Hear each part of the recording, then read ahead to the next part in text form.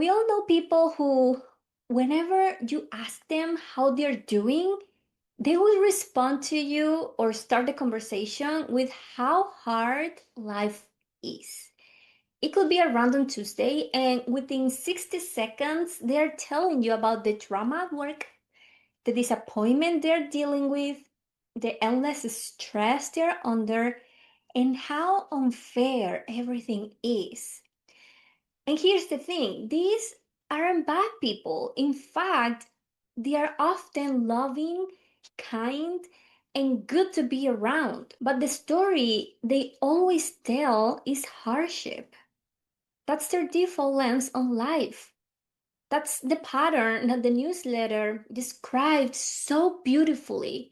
And it hit me because it made me realize how normalized it has become to bond over exhaustion, stress, or overwhelm. Hi, I'm Ambar, and this is Ambar in real life. This podcast is my space to share the journey of becoming. Through honest reflections, personal stories, and conversations with people in my life who have shaped who I am. From health and self-worth to love, career, and everything in between, I'm here to speak what's true and sometimes comment on some of my posts that I've written on my blog, Ambar Virtual. If you are on your own path of growth and craving real connection, welcome. You're not alone. Hi, and welcome to Ambar in Real Life, the podcast where we explore personal growth, emotional clarity, and what it really means to live life with love, intention, and perspective. I'm your host, Ambar, and today's episode is going to be a deep one. This reflection started with a newsletter that landed in my inbox some weeks ago. And honestly, it stopped me in my tracks. It got my full attention. It was about something I've never heard described so clearly before: being addicted to suffering. That phrase sounds intense, right? Addicted to suffering. But stay with me because by the end of this episode, I think you'll not only understand it, but you'll see how we get stuck in the loop of suffering, how I personally lived it, and what it actually looks like to step out of it. Not by pretending that pain doesn't exist, but by reclaiming our power to choose something different. So let's start with the idea itself. We all know people who, whenever you ask them how they're doing, they will respond to you or start the conversation with how hard life is. It could be a random Tuesday, and within 60 seconds, they're telling you about the drama at work, the disappointment they're dealing with, the endless stress they're under, and how unfair everything is. And here's the thing, these aren't bad people. In fact, they are often loving, kind, and good to be around. But the story they always tell is hardship. That's their default lens on life. That's the pattern that the newsletter described so beautifully. And it hit me because it made me realize how normalized it has become to bond over exhaustion, stress, or overwhelm. We say things like, oh my God, life never stops, or I'm so tired all the time, or it's always something, isn't it? While these conversations sound harmless, they slowly reinforce the belief that life is supposed to feel like a constant struggle. And when we believe that long enough, when we hear that so many times over and over again, suffering becomes our comfort zone. It becomes a kind of identity, a way of connecting, a way of being seen, and sometimes even a way of protecting ourselves. But here's where it gets tricky. When suffering becomes the main story we tell, it can keep us stuck. Instead of healing, we rehearse our pain over and over again in our heads. And the more we do it, the more it starts to define us. And when I first read this concept, I had to pause because it felt like a mirror was being held up to me. And I say this because I've been there. I lived there for a long time. After my almost 6 year relationship ended, I fell into this cycle of suffering. I talk a little bit more about that period of my life in episode 3 of the podcast, so you can go back to listen to that one. But the thing is that at that time, I couldn't stop asking myself, why me? Why was I the one who had to move out? Why was I the one scrambling to reorganize my finances? Why was I the one fighting this disheartening and overwhelming depression? Meanwhile, my ex seemed untouched by it all. I know that I don't have all the truth. We haven't spoken ever since, and I actually don't know anything about him. But in my mind, he didn't have to deal with half of what I was carrying. And that made me feel even more resentful with the whole situation. Those thoughts played on a loop in my mind. And the longer I stayed there, the heavier life felt. Then, to make things worse, I went through another painful situation with people close to me. My trust was broken again. And suddenly, it wasn't just heartbreak, it was a whole pile of disappointments that I had to deal with. After that, I started becoming someone I didn't recognize, resentful. I was bitter and honestly checked out. Like I didn't care about anything or everyone else but me. And the wake up call came one day with one of my closest friends. She was going through something tough of her own. And instead of listening and being there for her, I dismissed her pain. I pretty much told her to just suck it up. And later that day, she sent me a message that ended in sometimes all we need is a bit of empathy. And in that moment, it was like lightning.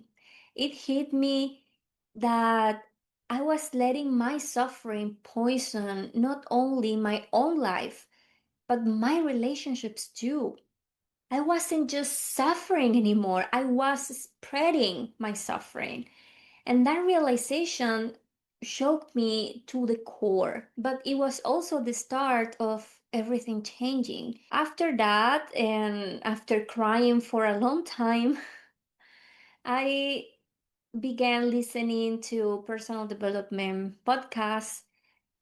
I remember the first word that I typed was empathy and how to become a more empathetic friend, empathetic person.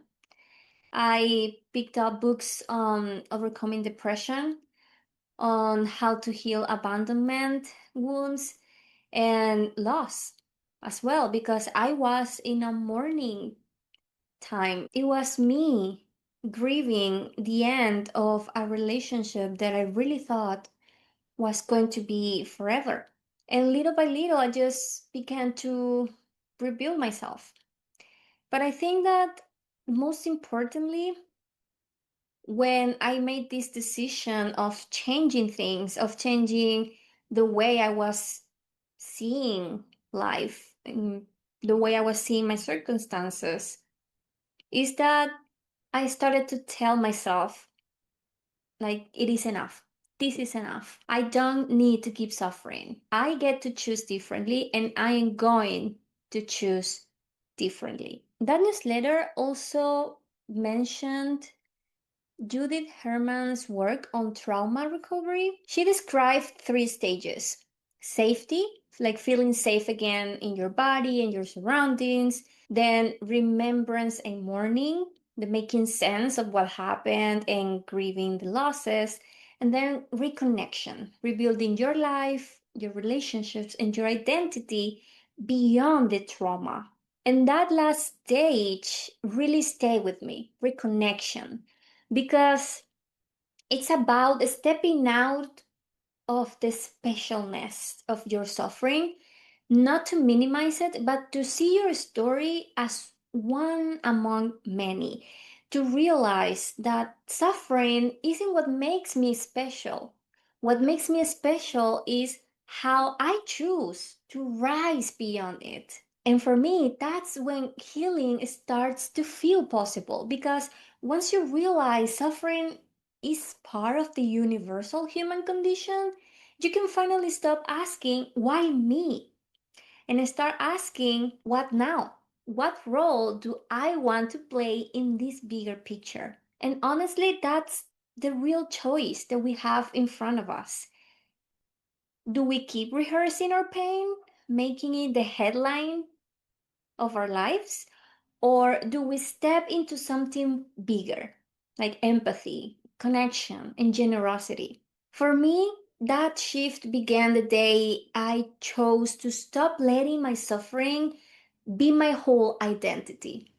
It was the day I decided to start listening more, connecting more, and revealing from the inside out, from my heart out. And it wasn't an overnight fixed. That's not possible. I think I also said in episode 3 that it took me over a year to start feeling like that version of myself that I wanted, that I was aiming for. And even now, all these years after that, it's this is still a practice. This is not something that you learn and you stop doing. Like, okay, this is done now. There must be something else to do. No, it's a practice, a daily practice, and it's a lifelong journey. And I think that the more I leaned into that choice, the more free I felt.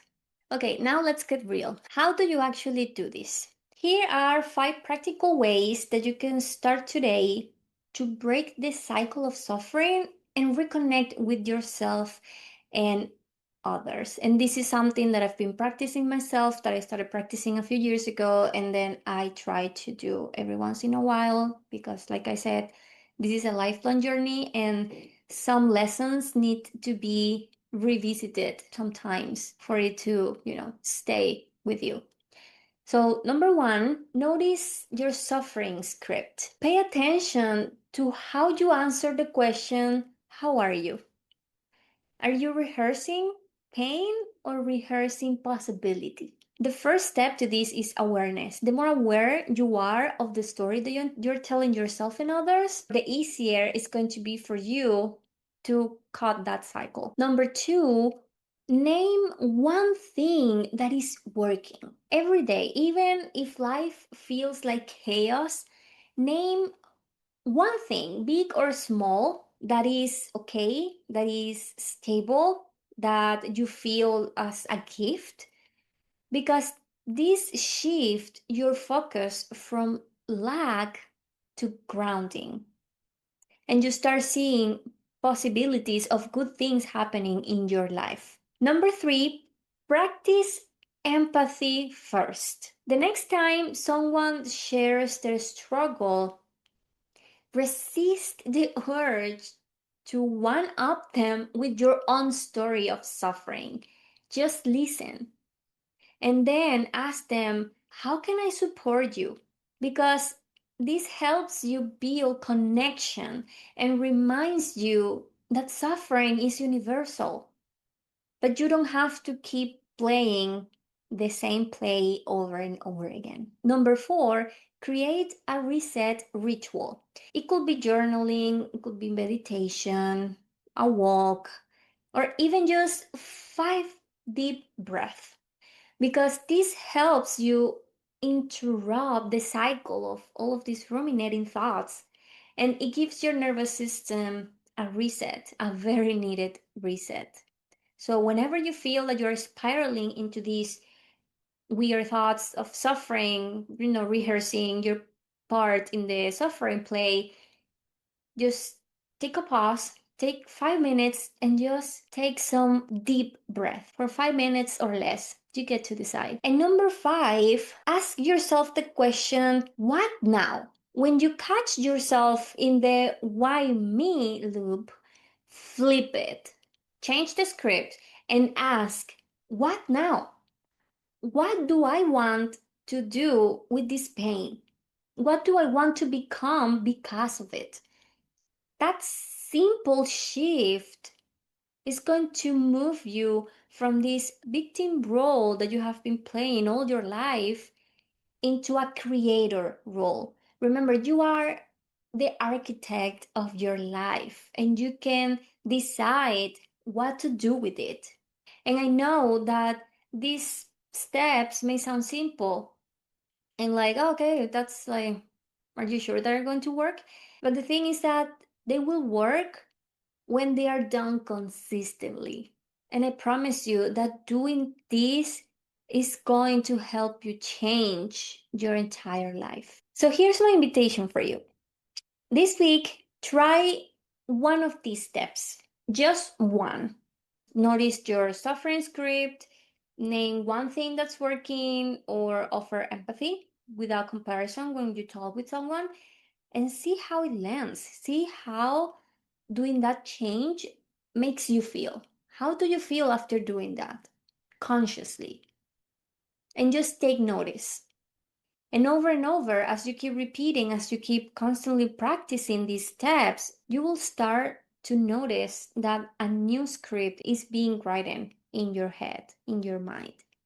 And it's going to help you see life differently because you're not here to suffer all the time. We're here to learn and to grow from all of these experiences and lessons. If you practice any of these steps, I would love to hear from you. So you can DM me, you can send me a message on Substack or on my Instagram, leave a message on YouTube, whatever feels best for you. And remember, you are not broken for suffering, but you are powerful enough to choose something different for your life. If this episode resonated with you, I'd love for you to subscribe to Ambar in Real Life so we can keep exploring these kind of conversations together. You can also check out my writing on Substack at ambarramirez.substack.com. I'm going to leave all of the links in the show notes below. And until next time, please take care of your mind, please take care of your body, and please take care of your heart. Bye.